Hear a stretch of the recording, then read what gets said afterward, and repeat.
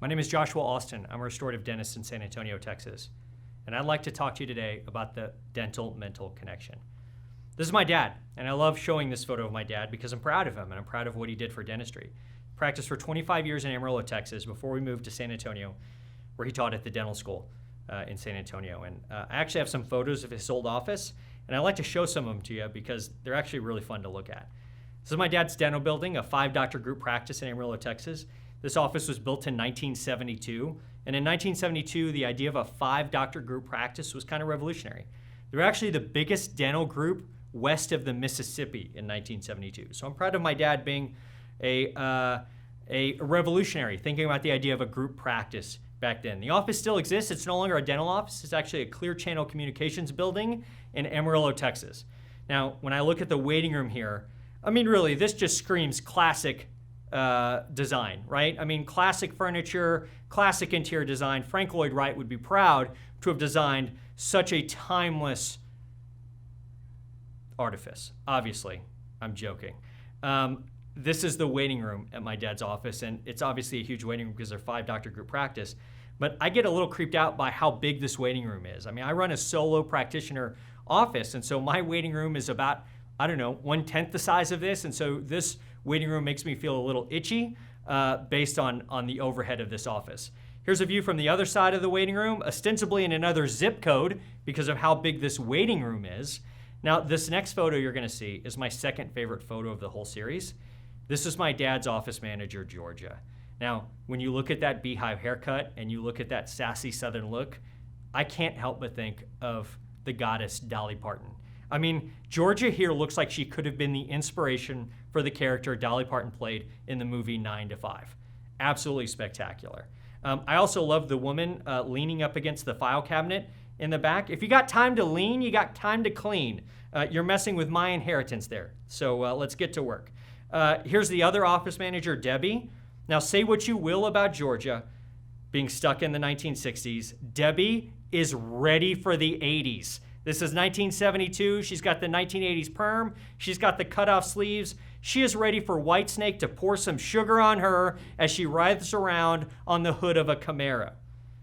Now, here's my dad doing what I do in the laboratory, which is holding up a countertop. It's very technical lab work, holding up a countertop, as my dad demonstrates here. Apparently, that is genetic as well. Now, here's something I don't have in my office, and that is a library. Most of us don't have a library in our office today because we don't need it. Our telephone is our library. We can Google any article at any time that we want, get any kind of resource we need. Back in the 1970s, they didn't have that resource. They had to have a physical library in their office. Kind of staggering to think about it. I love this photo. This is the break room at my dad's office. There's nothing like a very loud wallpaper being put in a small room and just throwing a big mirror in it to make it feel like you're in a circus funhouse. And I love looking at the end table here next to the woman seated there. And what do you see? An ashtray full of cigarette butts. I cannot imagine for the life of me finishing up an extraction in operatory 2 and strolling on over to the break room to blow out a Marlboro Red. Just absolutely a different time. Here's the radiology room in my dad's office. Amazing wallpaper here, obviously, as you've seen throughout the office, really amazing wallpaper. I love the pano machine. The pano machine has a lap bar on it like it's a roller coaster. Does the chair move around and the tube stay stationary? I've never seen a pano machine like this. Absolutely incredible. Here's one of the operatories. And really, again, just great design here. I love the chocolate brown upholstery on the delivery system. I love the phone positioned right next to the patient's head when the patient is reclined. Who is the phone for? Is the phone for the patient? Is the phone for my dad to place some bets while he's packing that amalgam? I just don't understand. And of course, the carpet. There's a great advantage to having red carpet in an operatory because if you're extracting a tooth and you drop it on the ground, you just kick it off to the side. No big deal. That delivery system comes in red too. So if you're building a new office, keep in mind it does come in options. Now, I've never seen the catalog for this equipment, but I can only imagine it also came in avocado green. But we can't put avocado green delivery system on red carpet. This place is classy. Now, here's my favorite photo of the whole series, and this is my dad. And all I wish in the world is that I knew what someone said to him right before they took this picture. because the only thing I can imagine is who picked red carpet? I cannot look at a photo of red carpet down a long hallway like this and not think of this. If you remember what movie that's from, it's The Shining. That just reminds me of the red carpet down the hallway. Who picked the red carpet? We'll never know. Now, I don't know why you guys became a dentist, but for me, it was my dad. Now, I know that many of you became a dentist because one of your parents was. I think it's a common path of entry for dentists into the profession. Patients ask me all the time, apropos of nothing, was your dad a dentist? Which I kind of find insulting, because when they ask me that, what I hear is, why else would you do this if it weren't for a helicopter parent pressuring you into it? Now, I certainly was not pressured into this by my dad, but today it's clear to me that I wanted his approval. That's why I became a dentist. I became a dentist because I wanted to make my dad happy. I wanted to hear that he's proud of me. I think that's something we're all hardwired to hear. We love to hear those kind of things from our parents. We love to hear that they're proud of us and that they love us. There's one problem. I'm never going to get that approval from my dad because my dad died when I was 10 years old. And I've been chasing a ghost for the last 30 years. In fact, I never even got a chance to tell him I wanted to become a dentist. And now as an adult, I realize it sounds crazy to try to work to get his approval. He's not even around to physically give me that approval. There's always been an emptiness ever since I got into dentistry. There's always been something missing. And I've tried to fill that emptiness with all kinds of stuff. Escorts, drugs, base jumping, heli-skiing. I'm obviously kidding. I've never been heli-skiing. It's actually achievements. I've tried to fill that void with achievements, but it's never filled the emptiness. Ever since I was 10, I've tried to do things that I thought would make my dad proud. I thought it would make me feel better. When I was in dental school, I ran for and became class president, killing the game. Quarterback, prom king, dental school class president. Every young American boy's dream, right? Didn't make me feel any better. I was asked to give the speech at dental school graduation. Didn't make me feel any better. I even ran for the board of directors with the Texas Dental Association because I once saw that my dad had a 25-year member pin. And I won the election. And I had to serve on the board for 3 years, going to 10 meetings a year. I didn't want to do that. It was terrible. Look at this picture. It's the least diverse group in the entire world. I'm like a reverse Benjamin Button down in the bottom corner, aging backwards. I mean, look at this photo. I'm the only one here not on Medicare. In the agenda book for the meeting at 10:30 a.m., it would say, take your Lipitor. And I was like, I listened to Kanye driving over. What am I doing here? What an insane thought process, looking back at it. I mean, it's like finding a Dallas Cowboys cheerleader in my dad's office and deciding to try out for the squad and making it. I can't pull off that outfit. I can't do those leg kicks. Those boots don't look comfortable. What am I doing? None of it ever filled the emptiness. And what I didn't realize was that I started to resent dentistry for not filling that emptiness that could never be filled anyway. And I started to wear that resentment more outwardly. I couldn't tell, but the people around me could tell. We use this software to help reactivate patients who have not come in for their recall recently. And I come into my office one morning to this email. It says that Chris is seeking the care of another dentist because, and I quote, Dr. Austin just seems so angry all the time. You son of a... Obviously, I'm kidding. But this was a real eye-opener, and this was a hard thing to come to the office on a Monday morning and see. I thought I was a great actor.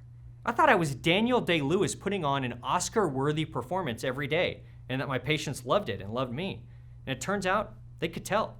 I wasn't such a great actor. Patients could sense it. They could sense my unhappiness. I could not let that happen anymore. This helped me realize that I needed to talk to someone. I needed to talk to someone professionally. Because of how I'm wired, my first thought was to look on Yelp. Makes sense, right? Best cheeseburger, go to Yelp. Best sushi, go to Yelp. Best mental health professional with the unique skills to help you improve your relationships and keep you from jumping off your dental building every morning? Yelp. So I went to the top 2 rated mental health professionals or therapists on Yelp in San Antonio, and I found that they were the top rated therapist because they just listened to me talk for an hour and never challenged me on anything. I went to the top rated therapist on Google and had the same experience. I looked everywhere to find something. Heck, I even looked on Tinder. Turns out it's a great place to find people with mental health issues, just not so much mental health professionals. I'm kidding, I didn't go to Tinder. But I did go to an app. It's an app called Talkspace. And there's actually several of these apps on the App Store. I don't think it matters which one you use, but you get paired with a therapist based on a questionnaire you fill out, one that fits you the best. And I can have phone calls with my therapist. I can have FaceTime with my therapist. But a lot of times we just text, and it fits really well into my life. I don't have to reschedule patient time. I don't have to leave the office. And a lot of times I can be a lot more honest in text than I can be in person. Let me give you an example of how this therapy has worked out for me. One morning, my therapist checked on me, and we had the following exchange. Tough day. Seems like I've been having a lot of issues getting my team on board with what I want them to do. That's a good question. Let me think about it. No, it's not her. No, she's actually been much better. It's actually someone that I've never blamed anything on before. I think the problem is me. And I'd be lying if I told you that wasn't hard to type. You've seen me in the past lecture about things at the Seattle Study Club, about maybe where I've gotten a little angry at online reviews posted about me. And this maybe highlights, maybe I do have some anger issues, along with Chris's email about how he's seeking care of another dentist. This isn't an instant cure. It's not extracting an abscessed tooth where you get immediate relief. It's a process. It's about progress and not perfection, day by day, week by week, month by month. My friends notice it. Hopefully my team notices it. And hopefully my patients notice it too. Am I saying that everyone needs therapy? No, of course not. Just all dentists need therapy. I'm kidding, obviously. But I seriously do think that everybody could benefit from an objective third party giving you feedback about your day and your relationships, helping you make sense of things that come up in your life. I don't think it matters how you go to therapy, just go. Talk to someone. Find what works for you. It's like when dental school faculty says to the slow kids in a super condescending voice, well, do what works best in your hands, which always sounds to me like, you suck. Everyone else does it this way. Figure it out your own way. Find out what works for you. How many times have you been at a party, met some new people, a happy hour? You tell them you're a dentist, and they always bring up the suicide thing, which again to me is code for your job must suck so much that you should just kill yourself. I don't think that's what they mean when they ask that, but that's kind of what my head translates it to. This job isn't easy. Patients don't want to be in our dental chairs. They don't want to pay anything because their insurance should cover it all. And they don't want to have any problems once it's done. And they want whatever we did to last forever. Doc, you just did that filling 14 years ago. What do you mean it needs a crown now? Doesn't a filling last forever? Ma'am, you're 44 years old. You do nothing but drink Diet Red Bulls all day, and you sneak off to your Toyota Sequoia to get a smoke-in off your Juul vape, mango flavored. Nothing lasts forever, especially that resin composite that I did in George W. Bush's second term. And one day, I heard that someone in my class had died by a suicide. So I started to do some research to find out, was it true? And I found an interesting article by Vice. Shouts to the graphic design team at Vice for this great image that they've tagged onto this article. Don't they know that no dentists wear a suit to the office? Can we replace that with some fig scrubs or something? But there are some interesting statistics I'd like to share with you. The CDC says that dentists are 2.5 times more likely to die by suicide than the general population. This study from the Journal of Deviant Behavior, which has become my favorite journal ahead of the Journal of Prosthetic Dentistry, it's a must-read for all dentists, says that being a dentist increased one's risk of suicide by 564%. According to the ADA, dentists are twice as likely to have depression, anxiety disorder, and panic attacks than the general population. And that's self-reported, so you know that's low. But at an ADA meeting, will you find a course on this? No, you'll find a course on all-on-4 and veneers and full mouth rehabs, but you will not find a course on this. Can we talk about this openly? As a profession, every once in a while, can we try to save our own lives? I think it would make a big difference for all of us. Why do dentists have these problems? Well, this journal article says that 90% of dentists are in musculoskeletal pain, some or all of the time. You think that might have something to do with it? I do. More than 1/3 of dentists are constantly worried and or exhausted. That could be a problem. The CDC has some risk factors for suicide on their website. Let's go through them right quick. Clinical depression, check. Substance abuse, again, seems like something I hear about a lot of dentists have. Feelings of hopelessness, yeah, you remember that 1/3 of dentists that are constantly or always exhausted? That might be a part of it. Isolation, and I'm not talking about rubber dams, check. Physical illness, you remember that 90% of dentists who hurt all the time? Could be part of it. And how about this? The stigma attached to mental health issues. But yeah, for sure, let's take another course on sinus lifts. And forget the mental health stuff, it's not important. It's actually really important. You think social media may help with the isolation, but it doesn't. At least I don't think so. I've used social media to grow my practice, but probably at the detriment of my happiness. I've been a vocal critic of the dental side of social media over the years, and part of my concern is that social media only shows you everyone's highlight reel. So we flick through looking at all these cases done by amazing clinicians, and we think to ourselves, I'm not good enough.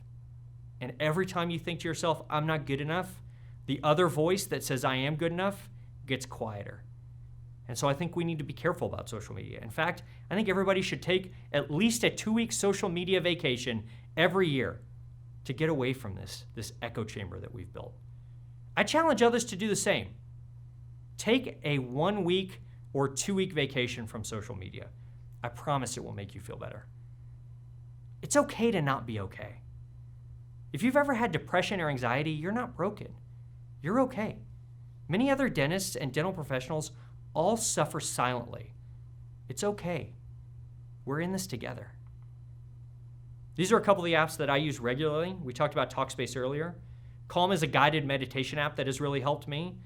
I find it really beneficial to do a 10-minute guided meditation every morning after our morning huddle.